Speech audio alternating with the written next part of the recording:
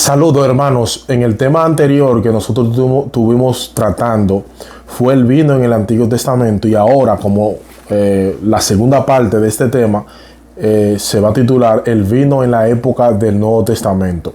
Miren, en el libro de San Lucas capítulo 7 versos 33 al 34 dice: porque vino Juan el Bautista, que ni comía pan ni bebía vino, y decía, demonio tiene.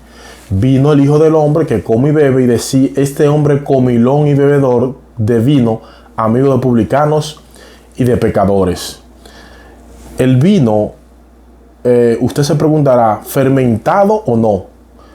Lo siguiente que vamos a presentar es un análisis de la palabra bíblica más común traducida a vino en Lucas 7:33, es oínos, que puede referirse a dos tipos de jugo de uva. Número uno, el jugo sin fermentar, y número dos, el vino fermentado o embriagante. Los datos que siguen respaldan esta definición.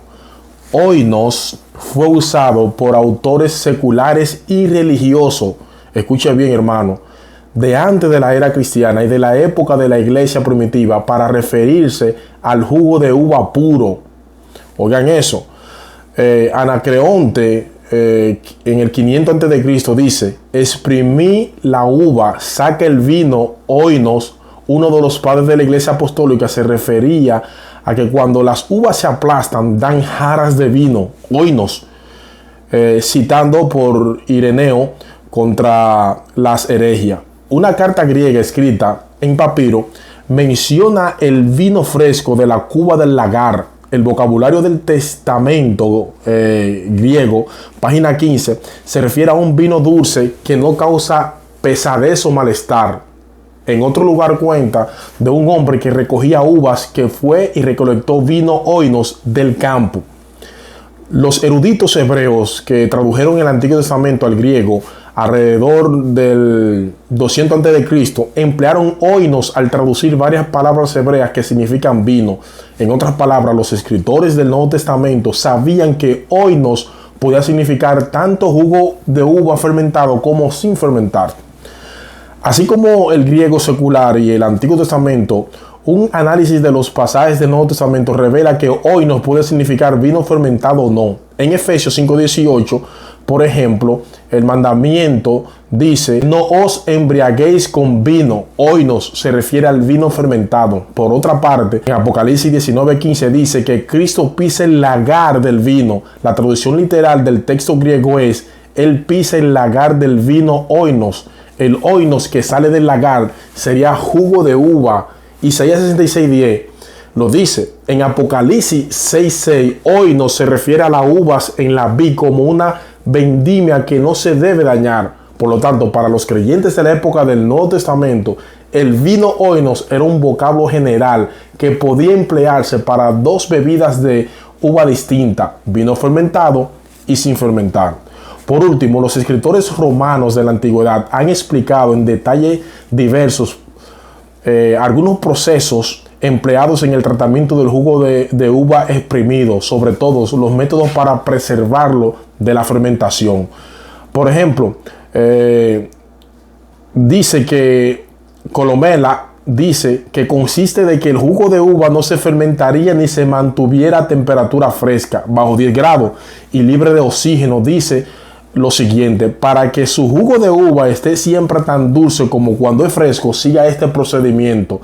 Después de aplastar las uvas, tome el mosto más reciente, jugo fresco, póngalo en el nuevo recipiente, tápelo y cúbralo muy cuidadosamente con resina para que no entre agua alguna. Luego métalo en una cisterna o un estanque de agua fría y no permita que parte alguna del afora quede fuera la superficie. Sáquelo después de 40 días, permanecerá dulce por unos años. Relata que tan pronto como el mosto, jugo de uva, se saca de la cuba y se pone frío, se estabilice. Este método habría dado buenos resultados en la tierra de Israel. Deuteronomio 8:7 lo dice, también Salmo 65:9 al 13. Otro método para impedir que se fermentaran las uvas era hervirla en un amilbar. Los historiadores antiguos en realidad dice que Jesús bebía de uva fermentada o sin fermentar cuando instituyó la cena del Señor. Es una pregunta. ¿Jesús bebía uva fermentada o sin fermentar cuando instituyó la cena del Señor? Mateo 26, 26 al 30 y Marcos 14, 22 al 25 respaldan la conclusión de que Jesús y sus discípulos bebieron jugo de uva sin fermentar.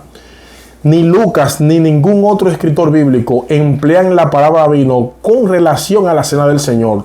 Los primeros 3 escritores de los evangelios emplean fruto de la vid, Mateo 26, 29, Marcos 15, 25, Marcos 14, 25 y Lucas 22, 18. El vino sin fermentar es el único fruto de la vid, verdaderamente natural, que contiene como un 20% de azúcar y no tiene alcohol. La fermentación destruye gran parte del azúcar y altera lo que produce la vid. El vino fermentado no es producto de la vid. La cena del Señor fue instituida mientras Jesús y sus discípulos comían la Pascua.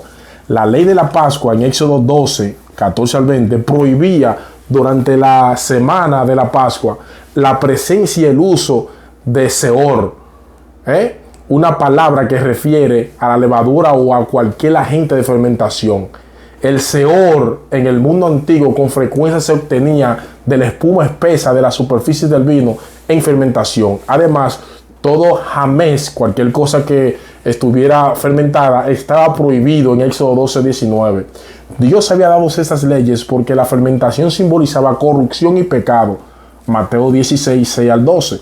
Y 1 Corintios 5, 7 al 8. Jesucristo, el Hijo de Dios, llenó cada requisito de la ley, Mateo 5, 7. Por eso habría seguido la ley de Dios para la Pascua y no habría usado el vino fermentado.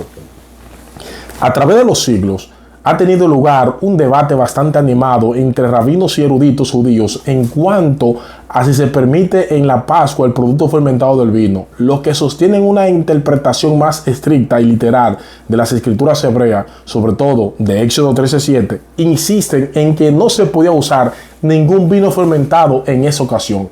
Algunas fuentes judías afirman que el uso de vino sin fermentar en la Pascua era normal en la época del Nuevo Testamento. En el Antiguo Testamento, la bebida fermentada no se debía usar nunca en la casa de Dios, ni se le permitía a los sacerdotes acercarse a Dios en adoración en caso de su pueblo, Hebreos 3:1. El valor de un símbolo se determina por su capacidad de conceptuar la realidad espiritual. Por lo tanto, así como el pan representa el cuerpo puro de Cristo y tiene que ser sin levadura, sin la corrupción de la fermentación, el fruto de la vid, que representa la sangre incorruptible de Cristo, se hubiera representado mejor con el jugo sin fermentar. 1 Pedro 1, 18 y 19, eso no lo confirma.